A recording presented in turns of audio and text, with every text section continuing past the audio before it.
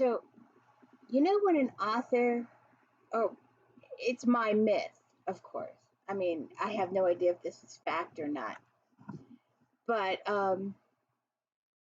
when I have a few books, and I've checked, Asheron is one of them, but I know a few of my other authors, and I think it's more in the historicals, the history historicals, the real histories. I've seen these in history books.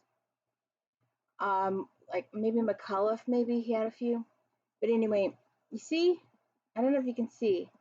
This is different paper than the average book. So I don't know if it's a better publisher or if the author's got a few more dollars or what's going on. But it usually means to me, and it's my myth, that the book is a better book, that the company is willing to put this extra money in for paper for the book, so it must be a pretty decent author and pretty worth reading. But anyway, welcome to the D. Louise book series. I'm Christina, Kristina. This is where I read series books, talk series books. No special effects, no theme music. Sorry, none of that special stuff going on here. Although I'm gonna try a little bit for Flashback Monday. We'll see how that works. Don't forget Star Trek Fridays. I do a book review every day, at least I try to. And don't forget Flashback on Mondays. I saw this book on my way out, and it was on the because October is a paranormal month. I'm a paranormal person. So I picked this up, and after I finished my Alyssa Maxwell book, I thought I'd give it a chance before moving on to the next Maxwell book. I am binge reading the series, so look for that this week.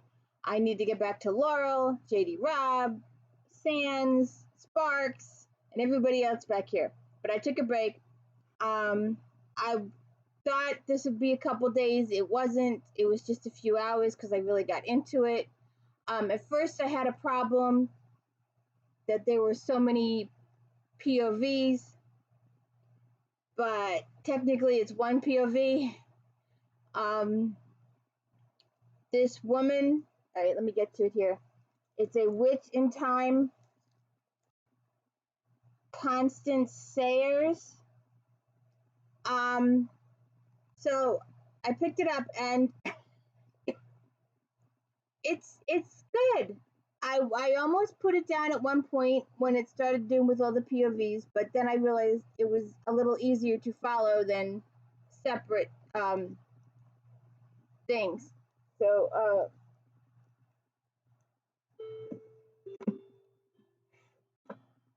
can you see it? Yeah. Oh yeah, ow, Casanova.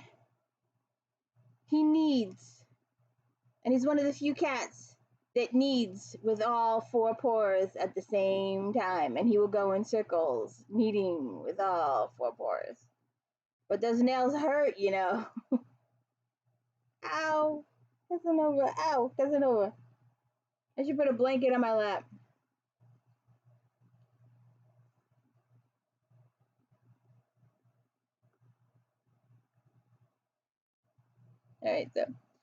So technically there are four ladies, but we'll get to that. The main one, or actually to me, the main two was Juliet and Helen, but and you have to count Luke too. The first couple of chapters, you have to really get into it. You have to really read few before you get the established. And not only is it different points of views, but it's a back and forth.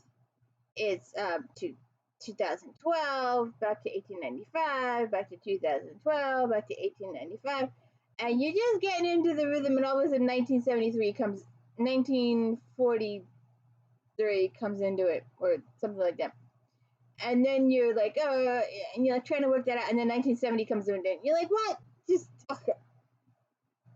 So, anyways, so we start out with Helen's friend Mickey is a gay gentleman, and he set her up supposedly on a blind date with this Luke Warner guy. And she's supposed to be this editor of this In Frame magazine, in the now type situation. And she's supposed to be this big, hotshot, whatever. And she meets this Luke Warner. She has negative opinions of him at first. It's that whole first chapter just hit me all wrong, and I was gonna put it down, but I decided to give it a chance. So it starts in May of 2012 with Luke telling her this is not the first time they met, and the reason so and so died, it's her fault because she asked him to do it, and you're thinking murder here or what? It takes a little. So then part two, because in May she's in the process of divorcing. Then they go back to in chapter 2, they go back in time to January, and her husband is a curator and director of the Hanover collection, and they are divorcing. Then Sarah, the other woman that Roger's dating, her mother dies, and apparently she died in 4 feet of water. And then Sarah is on a binge cleaning thing, and the window falls on her and Roger. So and she's blaming Roger for this, so they're having a little outs there. Then next, further down the line, Luke admits that he killed Sarah's mom, and because Helen asked him to, but she's never. But as the book starts, it's May, and she's never met him. But he says now that they've clicked up, she'll start having these dreams, and these dreams are memories. And then we get introduced to Billy Rapp and Nora Wheeler. And then we get into chapter 3. And I wrote, it's sort of confusing that the character may or may not understand or know what Warner is trying to tell her. In chapter 4, we're back, or we get introduced to Juliet. She's 17, 18. Her sister is 9, and she's supposed to be, it's an arranged marriage. She's going to marry this Michael Busan guy, but he is not her type. He's not even nice. He's an abuser. And she's got a next door neighbor who's a painter, who's this Augustus guy, and he does a whole series of paintings on her. And those are the paintings that are hanging in Helen's husband's museum. And they never actually, while they had these paintings and they're charged forever, and they're forever looking at them, it never clicked that the woman in the photo was Helen. I don't understand why they didn't say, but anyway. Plotline purposes, I know. So then, chapter 5, we're back talking with Mickey, and then Virginia Sanson is this big political figure, and she contacts Helen at the magazine, wants her to do this interview in like 10 minutes with this senator, and Helen goes, asking this political question, and he's supposed to just blow it off, but because of whatever mystical power she supposedly has of influence, he answers it, and his political career is tanked. He ends up in the hospital. So then, chapter 4, we're back with Juliet again, and her and Marchand, the painter guy that's painting her, they get together. And then we're back to the future again with Helen, who, after she used her influence with the senator, faints and has a nosebleed, and she's remembering all this other stuff that happened to her. And Luke tells her that her memories will come back to her in chronological order, which is weird. But he tells her that he has tried in previous lifetimes, apparently she's lived 4 times, that he's tried to tell her everything in the past, and it goes negatively. So he says in this lifetime he's not going to tell her stuff. She's got to remember it on her own. So then, chapter 8, we're back in 1895 over there in France, and the artist is leaving, and he wants to take Juliet with him, but he's going to go to Paris first, get things established, then he'll send for her. And in the meantime, her mother finds out, and she's livid because she was supposed to, this thing with Busan was arranged, and there was money exchanged, and all this kind of stuff. And her mother does this big incantation. Well, first her mother makes a tea. Then they have a dinner with Busan. And he's a horrible person. And Juliet does not want to marry him. He's absolutely horrible.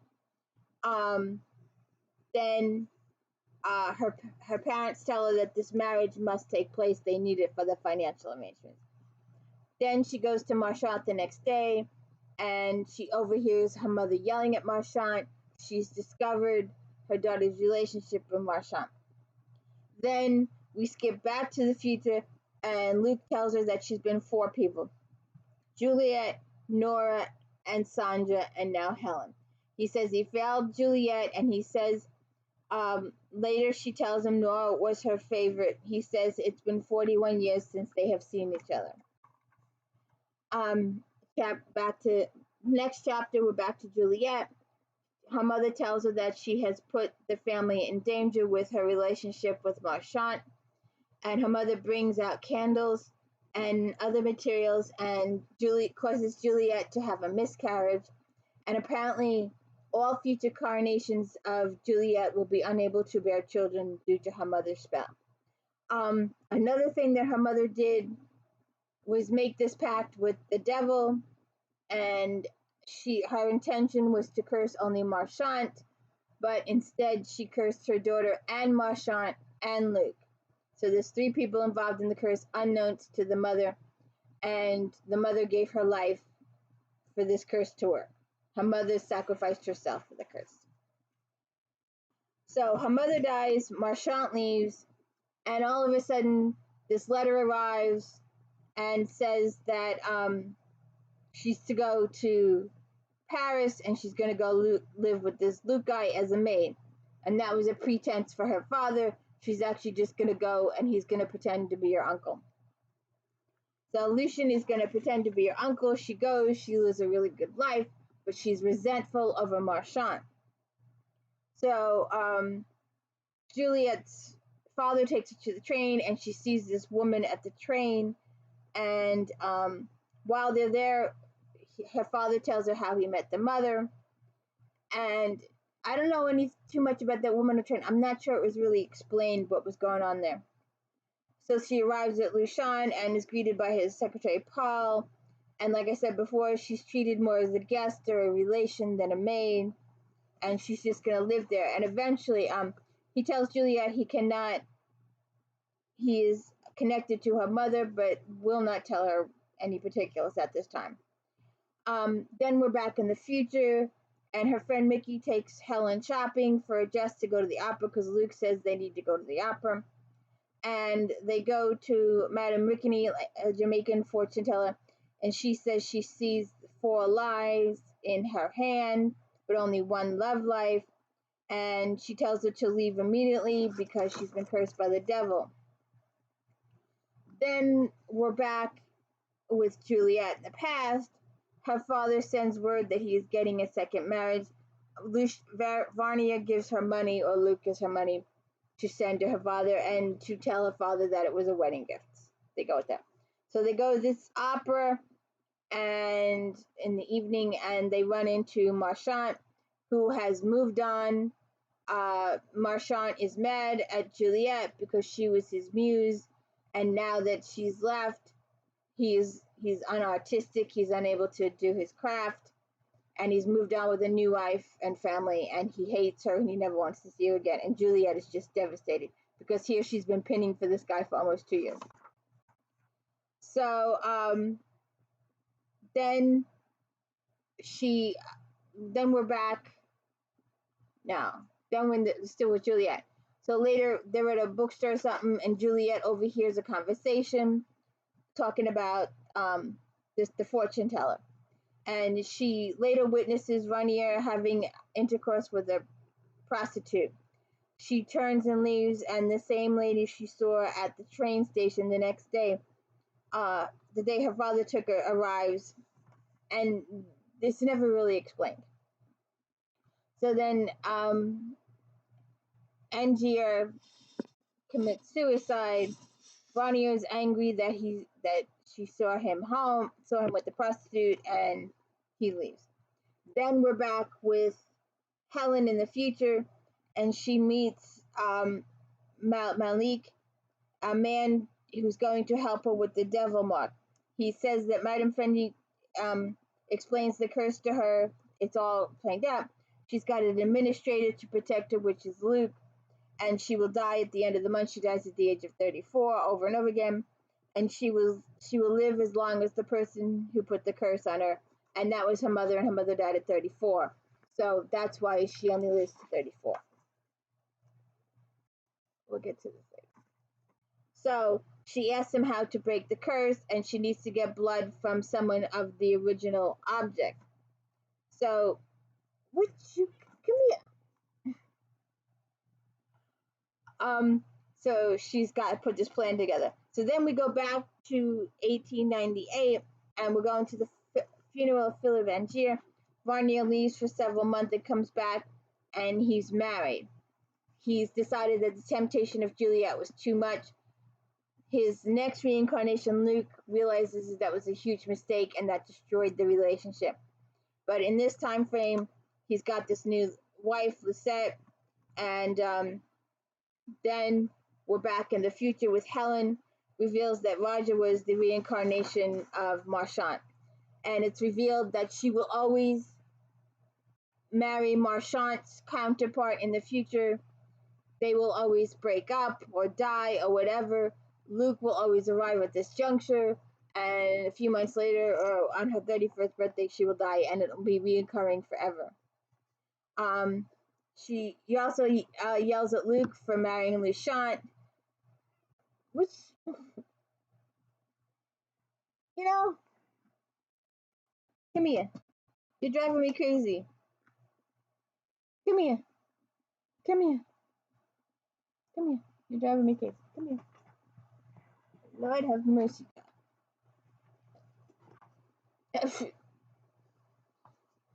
So now that she's had this revelation, Helen has had this revelation in the future. She yells at Luke for marrying Lisette 100 years ago. So they have this big thing. And he explains that the demon is his employer. He's an original demon, blah, blah, blah. And then I'm like, while I was really good up to this point, doing the back and forth with the Helen and the Juliet, the Helen and the Juliet, I was getting in the flow of things. Then they throw in Nora Wheeler. And Nora Wheeler is in the 1930s. And apparently she's like an Amelia Earhart type, where she just goes missing, apparently in a boating accident, body never found type situation. So she gets Clint is the Marchant guy who treats her really horribly, and then she goes to Hollywood, meets Billy Rapp, falls in love, but Billy, we'll get to that. So then we go back to present Helen, and she traces the lineage of Juliet's family, and she leaves and goes to Paris. Then next chapter, we're back with Nora and Billy, and Clint shows up, and he treats her badly again. Billy proposes, and Billy doesn't tell her that he just needs her as a shield or a bride or whatever you want to call it, that he's actually gay. And Nora doesn't find out till after they're married and they're on a cruise that he's gay, and she would have been okay with it if he had told her in the first place. Instead, he lied and said he had measles and couldn't perform, and she gets all upset, and apparently he commits suicide, but that's not really what happened. You'll read it in the book. So then we're back to Helen, and Helen finds out that her little sister was forced to marry the that Michael got the abuser, and the marriage was absolutely horrible. He abused the crap out of her. So she traces the line. She also finds out that the picture of her with the erotica expression on her face still exists in an attic in Paris. So then we're back to Nora in the 30s. We're going to Billy's funeral. She gets the visit from Luke Warner. They do the cruise to Paris. She's pretended to be missing and dead. There's a whole thing there. Then we're back with Nora, and he shows her the contract and explains the whole curse to her and thing. And then he says Billy Rapp and Augusta were the same soul. Luke says it's her fault. She wished Billy dead. In doing so, it alerts Luke where she is, and he comes to get her. Then we're back in 1940. Nora sees a person she knows, and the same influence that she used with the senator, she uses with this lady to say, "You never saw me," and you never, whatever, and the lady forgets instantly. Then we're back in 2012 again. She returns to DC. She calls Luke, and she's got all the materials to break the curse. Luke is going to assist her, and we get to the ending. I did skip a little bit. I really wasn't. The chick in the 70s was not for me. But, anyways, it was a good book. I got it done in about 3 hours. And I was kind of happy or satisfied with the ending. And about 2 hours later, it hit me. And I'm like, oh, good God.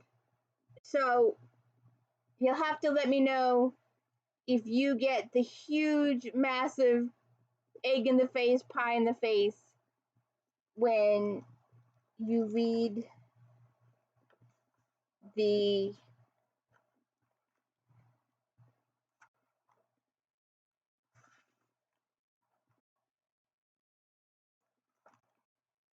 it's not quite the last line, but it's the last line before the last paragraph. That's when it hit me. I'm like, ah, it's not a series book. It's a standalone book. There's not going to be enough. Well, she might write another one. She might not. But she's done all these other past lives. So, you know, but it's a huge, it's like you watched a whole bunch of those movies and where they supposedly killed the person and solved the problem, and then the they throw in this last little itty bitty piece and it hits you that it's not really over, that I've seen it in so many horror movies where maybe they go to the funeral, the killer's dead, blah blah blah, and then you see a hand coming out of the ground, or and that's it, and that's where the movie ends. It's a little bit of gotcha at the end. So yeah, I couldn't believe it took me 2 hours, but I had my I'm a series person, and I'm a Big Brother fan, and I stream it. I don't watch TV. Like I stream Next Generation and stuff like that. But so you will have to check it out and see what I mean, because like I said, my show had come on and I would put the book down. 2 hours later, I'm laying there and I'm going, oh my God, she threw this curve at us. She goes, nope, I got you. So you'll have to check it out, and please hit the like and subscribe.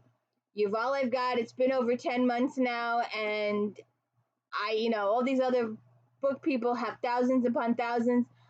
This one lady, she posts a video and she gets like 30 views in a half hour. I'm lucky if I get 5 in 10 months. So please check it out. Please hit the like and subscribe, and check out this book. It was really good. Constance, A Witch in Time.